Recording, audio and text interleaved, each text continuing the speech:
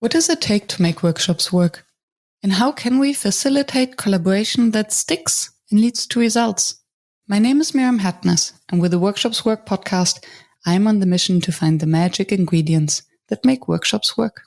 Today with me on the show is Sandy Wilson, and it's a special show because I'm interviewing someone who sat on the other side of the table or the room, the client. And we speak about his experience as a client with a huge facilitated project and no specific outcome that was set beforehand. So stay tuned. And by the way, if you don't have pen and paper at hand to take your own notes, scroll down to the show notes to download my free one-page summary. And now, lean back and be inspired. Hello, Sandy. Welcome to the show. Good morning. How are you? Good morning. I'm good. I'm really curious and excited about this interview because for me, it's a never done before to have a conversation with someone who actually sat on the other side of the table as a client of a facilitated process. And I have lots of questions. And before we're getting there, I'm still curious to hear from you whether you would consider yourself a facilitator. Well, good morning, Miriam. It's nice to be here, and I'm really pleased to have the opportunity to chat through what we were attempting to do in this project endeavor, however we want to refer to it. Do I consider myself a facilitator? I don't in this particular initiative. I would say I've been engaged in work as a facilitator on a number of occasions over the last 10 or 15 years.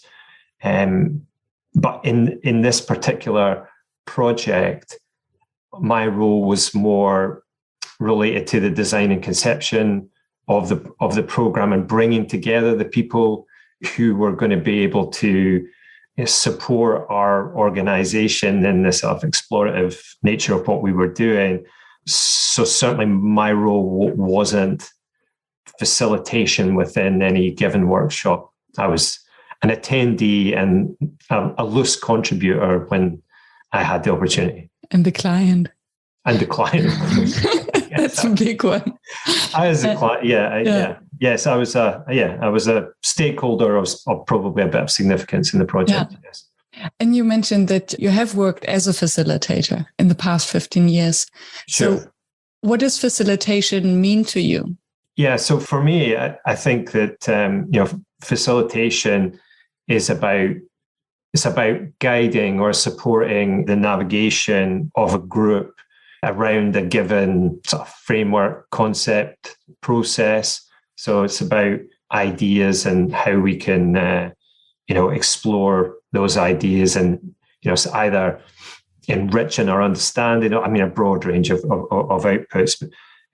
So I really see that role as additive to a group in terms of how you draw greater meaning or improve progress, some sort of positive impact on the ability of a group to progress around an idea, concept, or process. I didn't do that in this project, but I have done it in the past, mostly in a strategy context. Yeah. And still, it gave you enough kind of background understanding to know that you were looking for a facilitator, an external facilitator for that project. Maybe you can give the audience a little bit of context. What was the project you were embarking on, and why were you looking for an external facilitator for that? Sure. Yeah. So the project, which we called On Purpose, was focused on exploring organizational purpose in terms of what that meant to our people. In our organization, I work for a business called Insights Learning and Development. We're in the learning and development space, and a big part of what we do is built around a psychometric profile called Discovery. The context was that it appeared that we have a strong connection to our purpose statement. We perceive ourselves to be a purpose-led organization. Our customers seem to also, and along with facilitators within our broader network, I had thought that was interesting in my interactions with the organization. I'd been connected with them as a consultant prior to joining the organization as a director. And I was curious, was there some latent energy that could be released, in this space that might have a positive impact on a range of stakeholders, our people, our clients, and so on, if we could explore this in a more meaningful way. Also, I would say that the context we were in, there's a lot of uncertainty and some volatility at that point. I'm talking kind of December through March of 2021 and into this year. We're coming out of lockdown. That had been a difficult, transition for a lot of people. I had some concerns about how that might affect our people. The labour market was challenging. So we'd seen attrition, at much higher rates than we'd seen historically. So, it appeared that we had this connection. I wondered, could we do more with this connection? And I'd noted that, when you started to ask people about it, they were really connected with it, but they find it hard to sort of engage in a dialogue around, what they felt about it or what it meant to them or what it looked like even, And so I felt that there was an opportunity to explore that in a way that while exploring it, we might deepen the connection. So that's probably what brought us to shaping a project. Yeah. And when I hear exploration, I hear a creative process without a specific goal or expected outcome, which is quite unusual, I would say, if you hire someone to design and to accompany a process. What was your expected outcome, or what was your expected goal of this project? When would you know that, okay, you can celebrate that, it's done? Yeah. No, that's a brilliant question, I think, because that was that was quite a significant challenge within the project, because you're right. It was about exploration. And I found, there was a sort of structural tendency, both in our population and with external facilitators that I spoke to, that they were looking for some kind of clear set of, intended outcomes, which I was particularly resistant to in this project. And that probably leads me a little bit around how we selected, an external facilitator and what the mechanisms we decided to engage in, because I did find that people kept saying, so what next? What are you going to do with this? What are you going to, when you get to the outcome, what are you going to do with it? To which, I found myself repeatedly saying, well, I don't know what the outcome is, so I don't know what I'm going to do with it, which was a bit curious and led to some interesting conversations internally as well. For me, like an explorative endeavor like this, yes, we had some high level goals, which were basically some were kind of processual rather than outcome. They were about, we want to have a meaningful exploration. We want to deepen our connections, with our organizational purpose.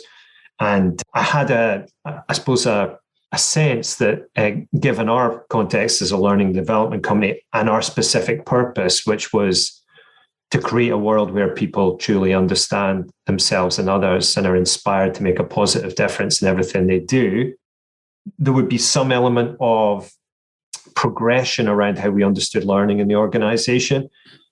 So I had those sort of three very high level goals, but never defined intended outcomes. I was looking for mechanisms that might enable us to, I suppose, free our people in some way, from more sort of routinized, habitual thinking patterns, which is, is not easy, and considered a few potential options. And that brought me to Lego Serious Play as a chosen tool, which I was attracted to, but I didn't know very much about, because it appeared to enable participants to break out of that sort of habitual thinking, just because of the specific mechanisms of building, manifesting meaning with using your hands. Exactly. As opposed to, a slightly some more cognitively led, if you like, So, I started to talk to a range of different potential facilitators in that space. I ended up working with a fellow called Sean Blair. I think you've come across before. Yes, he's been on the show. Yeah, I understand. He did a truly excellent job. And one of it was even a challenge with Sean, I think, at times, to be saying, yes, I want you to design a workshop. Yes, I want you to design a sort of enhanced mechanism, but no, I don't want you to commit to any outputs, because I don't want to commit to any outputs, and I don't want you to focus on any, because I perceive that once we've made that decision, everything starts to become shaped around those outputs. And for me, if it's truly explorative and we're accepting that we don't know what we're going to find, I don't want any energy going towards, narrowing a focus towards a particular set of outcomes. I want all the expertise and energy and experience of Sean. And we also used an internal facilitator who is really steeped in our company history, called Stella Hollett, who was wonderful also, and have all of their efforts focused on digging as deep with our people as we could into their purpose, and none of them on producing an outcome. So that's how we went about it. And I find it fascinating, because usually when I think about it, it's usually the other way around, that the client would say, okay, these are the expected outcomes. How are you going to measure the process? How do I know that you're a good facilitator? And then facilitators are rather in the role of, oh, but we don't know what the outcome is. On the other hand, it helps us to design a process by knowing what the finish line is at least supposed to be. Yeah. Correct. And I would be curious how your people actually reacted to this vagueness, because if I understand it correctly, you involved everyone in the organization. How many are we talking about? Yeah, so we're circa 500, 550, on a given day. And the goal, it was part of our goals around how we wanted to approach the project, was that everyone got a voice. We didn't quite manage that. I think we got 83% of the organization completed the workshop. So, I mean, it was significant, and we really did try and get everyone. But some of our people were skeptical, I would say, is fair. Skeptical about the method, skeptical about the project to some extent, because despite that connection with purpose, every day they come into work and, there are challenges, system related challenges, with process that don't unfold in the way that we hope, things that come up, all the kind of stuff that we all live with in the working environment, where people feel, gosh, investment should be going into fixing this stuff, Mm-hmm. So I'd say we had probably a group who were excited. We had a group who were a bit on the fence, and we had a group who were a bit skeptical. But at the end of the project, I think 86% of our people who were engaged believed that the project moved them closer and gave them deeper ties to our purpose. So a common feedback was, I was a bit skeptical about this, but actually when I got in and started doing it, I could see what you were trying to achieve, which was great. We talked a lot about, we used that metaphor a lot, about the James Webb Telescope, which you may be familiar with. And so one of the points I was trying to make to, a management structure, who is sort of dominated by kind of extroverted thinking when you go into the language of our product. Look, what I'm saying is we're going to put the James Webb, our equivalent of the James Webb Telescope, up there, because what we can see from there, we can't see from here. Right? Beautiful. But we don't know what we're going to see because we've never been up there. So what I'm asking you to do is come with us on this journey to go up there, and let's have a look at what we can see. And to jump on the train of speaking your language, Sure. of the profiles, you said that there was a subgroup who did not participate and who thought that, why are we spending resources on this if we could spend them differently? So if you look at the entity of your employees, is it a personality profile that remains skeptical and you couldn't get on board? Or what do they have in common? Yeah, wait, that's a good question, because I'm not I'm not 100% sure, and maybe I didn't quite articulate that accurately. The majority of people who couldn't attend because of, holidays or being on sick leave or something like that. There was very, very, very few that that just did not want to attend, and that number was so small that I never actually dug into was there preference implications around it. There may have been some preference implications around people with a more perception sort of orientated view on whether they got the idea initially, but I saw quite a pretty consistent transition with those individuals who are much more sort of led by their senses. When they got into the room and they started building with Lego, they really came on with it. One of the sort of interesting transitions that you see in that type of workshop, and I'm sure there's a bunch of other mechanisms that would achieve this, is that when you start building a Lego model, for something like your own purpose, and this was an important part. We wanted people to explore their own purpose, and we wanted to explore meaning around our purpose, and then try and understand to what extent it was shared, consensus and dissensus and so on. You tend to start by you think, Sean would say, you have a meeting with yourself, you think about what is it I'm going to build, and you try and build it.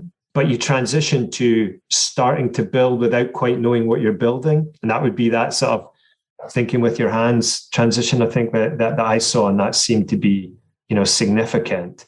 And within the group who, were strongly led by their senses, by perception, I probably saw that, even more clearly, because initially they were not clear about why exactly we want to do this. And then they start doing it, and then they feel, right, okay, I get it. This is making sense. I'm making sense of it by doing it. So yeah, it's an interesting way to look at your organization, because in our organization, 500 plus, it's quite balanced actually across the 4 leading color energies, in our system. But the management structure tends to have a higher degree of what we call fiery red. So could you, just for the audience who might not be familiar with the 4 colors, could you just give us a quick intro? Yeah, of course. In fact, and I'll look at my handy ready that I have here. So, fiery red, it would be, so if you lead with a fiery red energy, is the language you would tend to use. They tend to be, action orientated, a bit more fast paced, focused. These are the sort of characteristics that we see. If you're more towards sunshine yellow, if you're in the sunshine yellow quadrant of our wheel, because everybody kind of sits in a wheel, what we see is very social, dynamic, quite interactive, extroverted feeling, if you like, moving round to earth green, where, this is a, introverted feeling. And, we would see sort of reliable, supportive, sometimes pace is a little slower in that versus sort of like a fiery red preference. And then, our last one, which is, introverted thinking, we call cool blue energy, and, tend to be much more structured, consistent, objective, so these are sort of characteristics that relate to the color energies. And there's no good or bad, color energies. It's not about that. It's about preference. But we did see that sort of play out to some extent within the project. And, that's an important part of who we are as an organization. And, thinking about, inclusion and diversity, this is a interesting inclusion and diversity lens for us also, Absolutely. So it adds, it's a combination of these different color energies. I guess everyone brings their unique gifts to the party. And what we're trying to do is establish, what the sort of collective commitments that we can engender within that group potentially are. And this first step was around discovering those. And so I asked about how you enrolled other staff members. And the other question would be, how did the rest of the leadership team react to that? Because especially when you say they're they're rather red, so they're action-oriented, maybe goal-oriented. They're a leadership team for good reason. And then you come along and say, oh, I had this idea. Why don't we do a workshop series on purpose using Lego? Sure. Without a specific outcome. It's a good question, you know. So I mean, we have got quite a sort of strong preference towards fiery red in the leadership community. That's true, and that's always the way we tend to articulate it, because it is a sort of dynamic thing. It's not fixed. You know, people can access any color energy, but certainly, yes, what you describe happened. I probably wouldn't say it was my idea, just for fairness, because you know it was an idea that had been developing over a period of time. I've been working with the chief exec Fiona Logan, we had talked about, you know, how do we potentially influence or get into a conversation about like what value creation means and how that links to our purpose and our why. So yes, it was a challenge. The way we approached it was we had a few presentations early on about the ideas, you know, about the concepts that we were attempting to play with, you know, because, you know, we tended to communicate value in a fairly orthodox way as an organization. You know, we looked at revenues and profitabilities and all these things that are really very important. You know, we need to be financially sustainable, you know, and something Andy Lothian, who's a group chief exec, said to me a few years ago that's often stuck in my head is, you know, it's like profit can be a bit like oxygen. You know, it doesn't get you out of bed in the morning, but it's tough to get through the day without it, you know. So these things are really important. So trying to move into a space where we were sort of exploring this idea that if our people are really connected to purpose and why, you know, maybe we should be thinking about sort of, you know, conceptualizing ideas around performance and value creation in the context of purpose. So we had a couple of sessions like that with the exec, where probably there was a bit of, well, I'm not quite sure what you mean here, you know, but they kind of went with it. And then we ran a workshop with the exec, so they got a chance to work with Lego Serious Play. That was a big help. Right. So then, you know, as I say, you know, where you've got people who really need to perceive something, they need to experience it, you know, they need to experience it with their senses, and they've got a strong sensing preference. I think that helped move us forward, you know, and get a commitment from the executive team. And then we started to sort of deploy this idea through all hands calls. We ran a pilot, you know, then we had a bit of a coalition of the willing, I guess, you know, and that enabled us to sort of push it out across the organization, you know. So probably quite a lot of work went into, you know, setting ourselves up for having a chance of success. Yeah, and I think it's so valuable because I heard of failed company-wide projects because the leadership team wasn't enrolled and didn't understand and didn't buy into the method. So I think it's very important to show them, especially when it's something rather unorthodox like Lego Serious Play. Agreed. And let's face it, you know, leaders, senior leaders in businesses, middle managers, people in the front line, they're busy. Like, you know, they're not stuck for things to do. You know, they're trying to service our customers. You know, they're trying to give a brilliant experience. You know, they're dealing with organizational change. They've got a whole lot of stuff on the pretty full dance card, right? And then we're bringing along something that's really quite conceptual. You know, so I mean, fair play to our people. You know, they really came with us, and some of our people loved the fact that there wasn't a clear output. You know, because, you know, I'm not alone in thinking that the sort of complexity of some of the organizational action that we, you know, attempt to engage in, you know, our perception of the predictability of the future is probably overstated in quite a lot of cases. And, you know, even where we've got a very, you know, sort of structured, let's say, you know, plan, act kind of analysis, you know, think, then do kind of strategy process playing out, you know, often when we look back at the end of the 3-year or the 5-year period, you know, implementation, execution rates, they're quite modest, you know. So it's, you know, there is a balance, I think, between people needing the sort of perceived confidence and sort of integrative tool of planning. And I'm not suggesting planning isn't important, but there needs to be, I think, a balance between that and the acceptance that there's a lot of things that are changing that we just can't control and we can't necessarily predict. So having something like purpose that's a bit more consistent over time, particularly in a period of high volatility, I think it's useful. Yeah, the overall purpose, I totally agree. And also to the fact how important it is to connect the individual's purpose to the organizational purpose to avoid attrition. And still, I regularly hear it from leadership teams that when we suggest to design a workshop and to start with purpose and to connect the company values to the individual values of the participants, we really get a pushback. Like, oh, we don't have time for that. Who's interested in the people's values? And they need to understand the company's values and the company's purpose, and that's good enough. What would be your argument to those leaders? Why do you think is it important? And where do you see the benefits now after the project is done?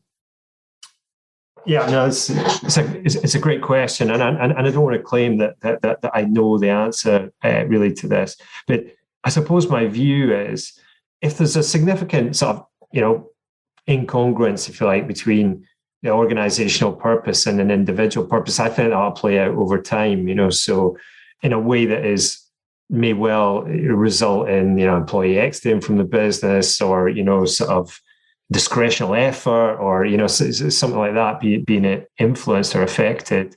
I would caveat that though by saying, I mean, how much do people know about their purpose? Really, I mean, our organization population, I couldn't tell you the mean age or anything, off the top of my head, or even I suppose that there's a implication that as you get older, you know more about your purpose, because I don't think that's a given either. That exploring your individual purpose is something that, typically I don't think we do a huge amount of. So I was aware, and this did happen, that some people through this exploration, became more conscious, that there was some disconnect between maybe not so much their purpose and our organization's purpose, but maybe their purpose and their role. And that was curious, because I've spoken to a few people about that, and I knew that was a possibility going into it. We knew that was a possibility going into it, and we took a view that, hey, that's not a bad thing, because if we learn that and there's another role for this person that is a better fit, then that's something that's good for them to know, and it's something that's good for us to know. But I think there's a sort of a value in knowing this a little bit more, for both the organization and the individual, and we were willing to take the risk of what knowing more might result in. I would say an ancillary benefit that I probably underestimated, and maybe others did too, I don't know, is that when you try and build a model of your individual purpose, and we were supported in doing that in a really admirable way, but you then tell the story, to your colleagues, so one of the things that we found was people coming to us and saying, I've worked with that person for 10 years, and I learned, a lot of new stuff about them that I never knew, and I think that brought a lot of connectedness, because you tell your story, then you listen to the other stories of the people on your table. And I thought that was quite powerful, actually.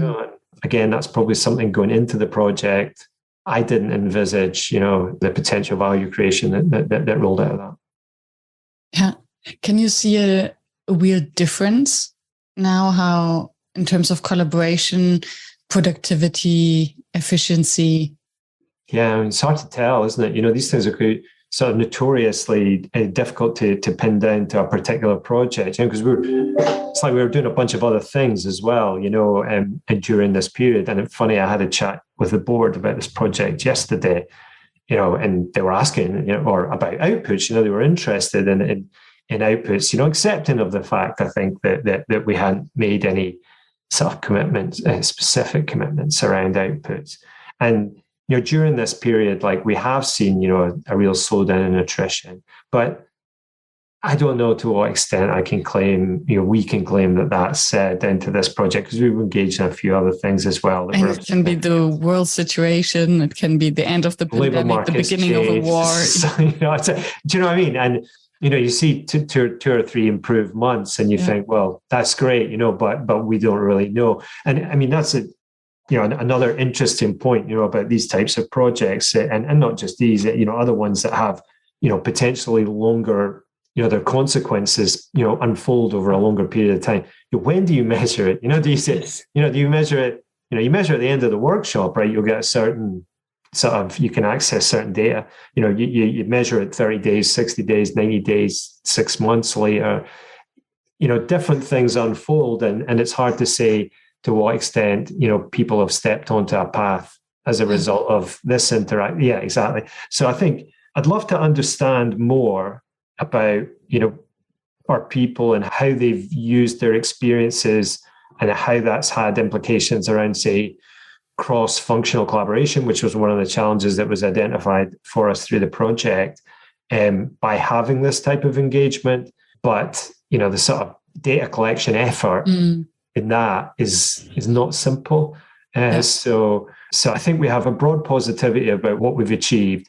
It looks like it's contributed to a range of things that are helpful for our people and our organization. And we don't exactly know quite what they are or how big a particular quanta is that we can apply to this. Yeah, beautiful. And I have one more question regarding the enrollment, and then I would love to take a step back to actually talk about the process to find a facilitator. All right, sure. Yeah. I was just thinking of another pushback that I have experienced, which was a pushback from, and that's related to what you mentioned with respect of the impact, that throughout this process, some of the participants, some of the staff members realized that maybe a different position would be more aligned to their purpose. Sure. So another pushback that I'm aware of is from the participants, that the mistrust, or at least the fear that what if it comes out that my values and my purpose is not aligned to the company purpose and values, will this kind of project be a reason to lay me off? Right, got you. So how do you deal with it? Or was it a general assumption that you do need to have this trust already, a good company culture, a healthy company culture in the first place to start that?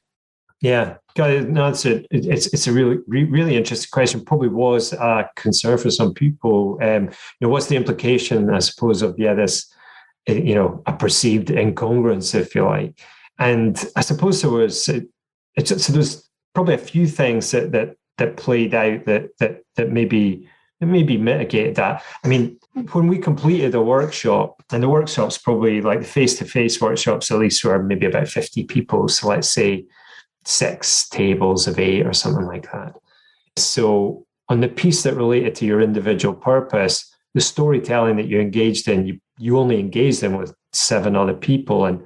And I think one of the things we have attracted, over the years, and Insights has been around for 30 years, we've got really nice people. It's like, and in the workshops I did get a chance to speak at the beginning, this is one of the things I said, it's like you look through our onboarding kind of feedback and that, and not to say there aren't always things we could do better, but consistent comment is it's just, so welcomed into this environment. Everyone's so nice. Is everyone really this nice? Can people really be this nice? And you're like, yeah, they are. And guess what? There's 2 of them, one sitting on either side of you and another 4 or 5 around the table. So I was trying to encourage people, when you're trying to express the meaning in what you've built, go as far as you're comfortable, but maybe go a wee bit further and and trust the fact that these people are really, nice and they're here. They've got good intentions and they want to support you.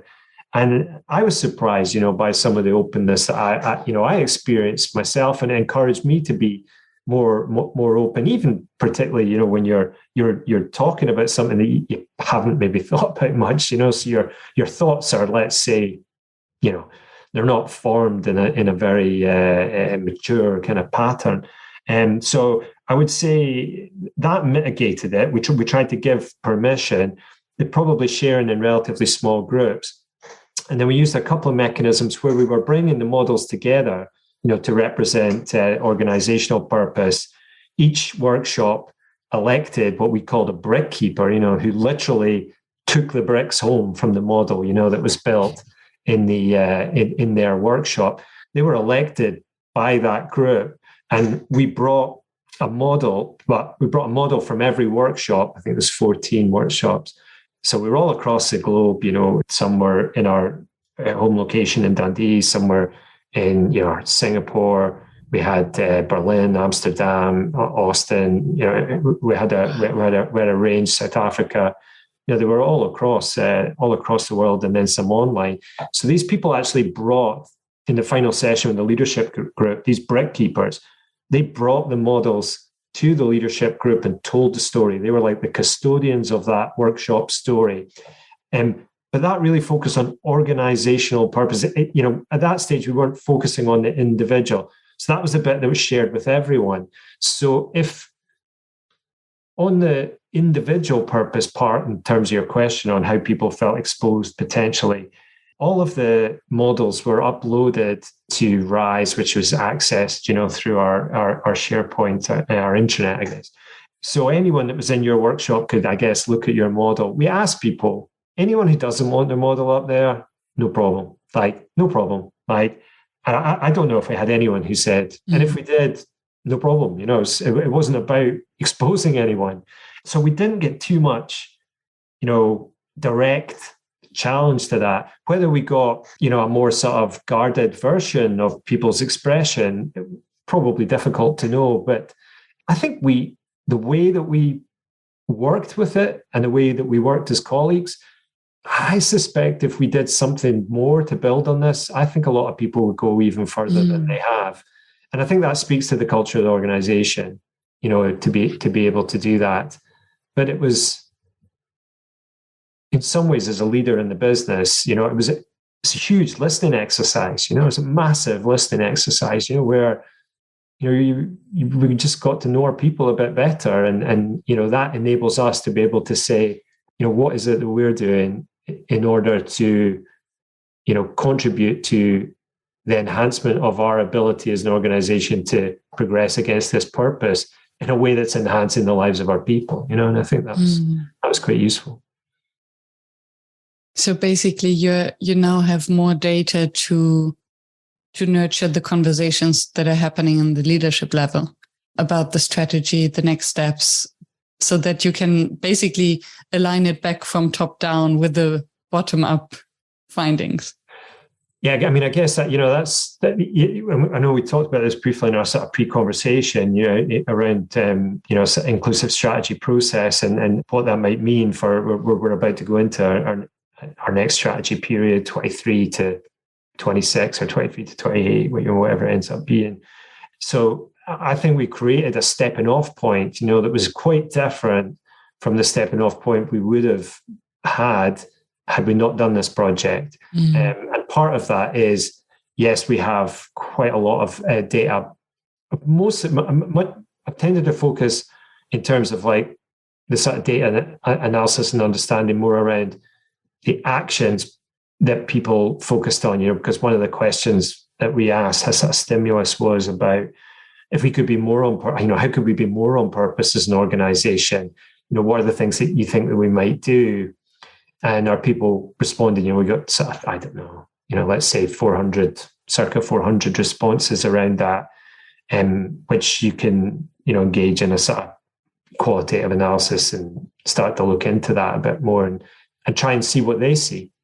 So some of which, sort of told us, gosh, there's some things that we need to do, like, that are like direct responses to what's been said. And we've already kicked off some of those things, and we did pretty much as soon as we came back from Billund, which was our final session at Legoland.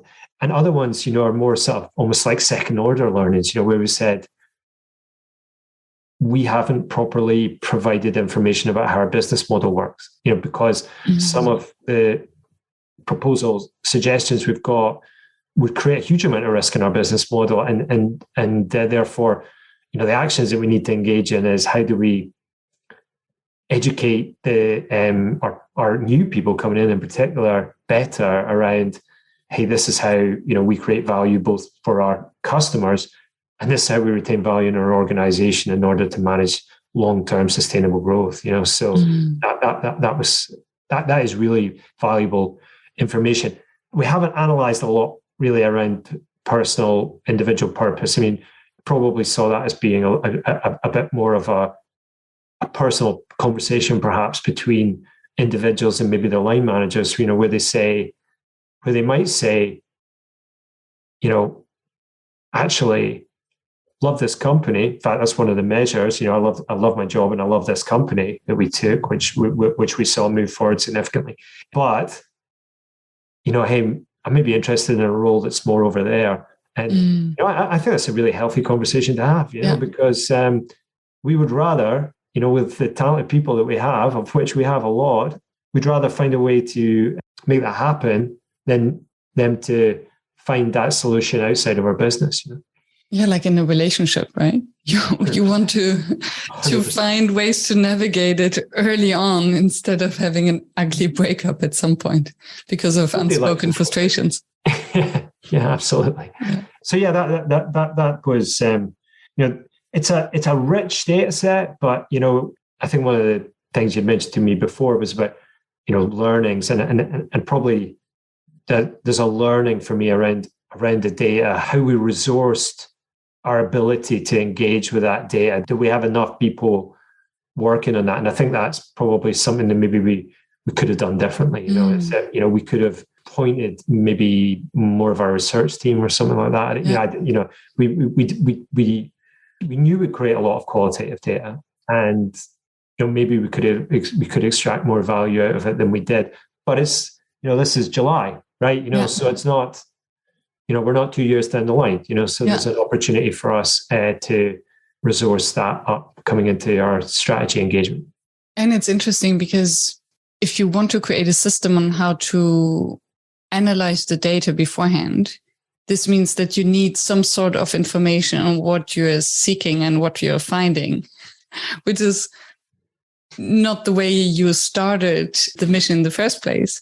But then on the other hand, I can only imagine that with the work that you're actually doing with your product, which is analyzing answers to certain questions and deriving personality types, that analyzing data is your strong suit anyway. We certainly have resource and capability in that area.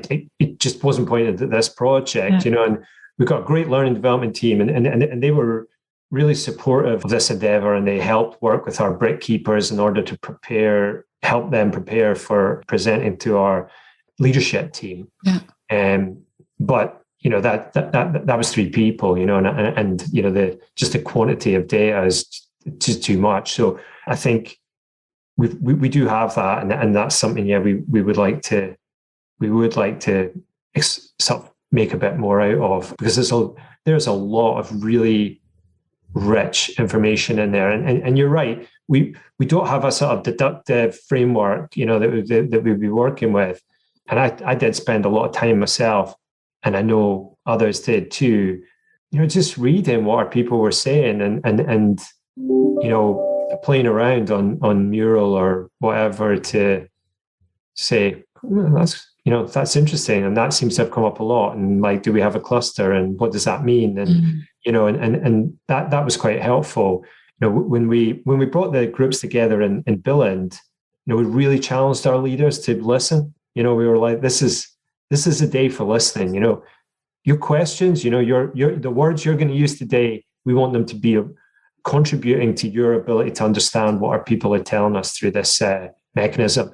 And they were fantastic. They really, really came with us on that. And I think that the next day we had an open space, and we provided the opportunity for those leaders to talk about what they felt they'd learned, and that that drew us to particular, outcomes at that point that enabled us to take some actions that made it.